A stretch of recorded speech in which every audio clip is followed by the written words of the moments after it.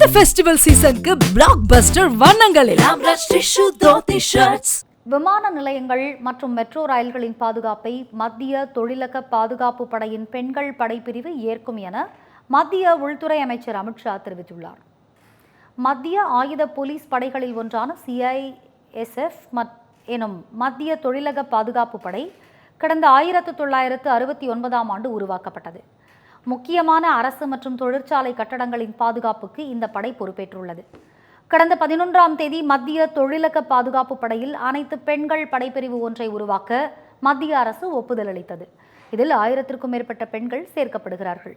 இத்தகைய பெண்கள் படை உருவாக்கப்படுவது இதுவே முதல் முறையாகும். இந்நிலையில் மத்திய உள்துறை அமைச்சர் அமித்ஷா தனது எக்ஸ் தளத்தில் பதிவொன்றை வெளியிட்டுள்ளார். அதில் மேம்பட்ட படையாக உருவாக்கப்படும் பெண்கள் படை தேசத்தின் முக்கிய கட்டமைப்புகளான விமான நிலையங்கள், மெட்ரோ ரயில்கள் ஆகியவற்றின் பாதுகாப்பு பொறுப்பை ஏற்கும் என பதிவிட்டுள்ளார். இந்த பெண்கள் படை மிக முக்கிய பிரமுகர்களுக்கு கமாண்டோக்களாகவும் பாதுகாப்பு அளிக்கும் எனவும் அவர் பதிவிட்டுள்ளார். மேலும் நாட்டை பாதுகாக்கும் முக்கியமான பொறுப்பில் இன்னும் நிறைய பெண்கள் பங்கேற்க வேண்டும் என்ற விருப்பத்தை இந்த முடிவு நிச்சயம் நிறைவேற்றும் எனவும் அமித்ஷா குறிப்பிட்டுள்ளார். தமிழக அரசை கண்டித்து மதுரை முல்லை நகர் பகுதியில் 3வது நாளாக ஒப்பாரி வைத்து குடியிருப்பு வாசிகள் போராட்டத்தில் ஈடுபட்டனர்.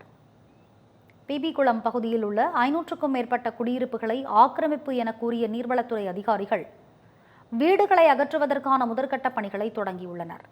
இந்நிலையில் தேர்தல் காலத்தில் பட்டா வழங்குவதாக கூறி தற்போது கைவிட்ட தமிழக அரசை கண்டித்தும் குடியிருப்புகளை அகற்ற எதிர்ப்பு தெரிவித்தும் அப்பகுதி மக்கள் போராட்டத்தில் ஈடுபட்டுள்ளனர். இந்த போராட்டம் 3வது நாளாக தொடர்ந்த நிலையில் ஒப்பாரி வைத்தும் தலையில் கருப்பு துண்டை போட்டுக்கொண்டும் அரசுக்கு எதிராக அவர்கள் முழக்கங்களை எழுப்பினர். இந்த ஃபெஸ்டிவல் சீசனுக்கு பிளாக் பஸ்டர் வண்ணங்களில்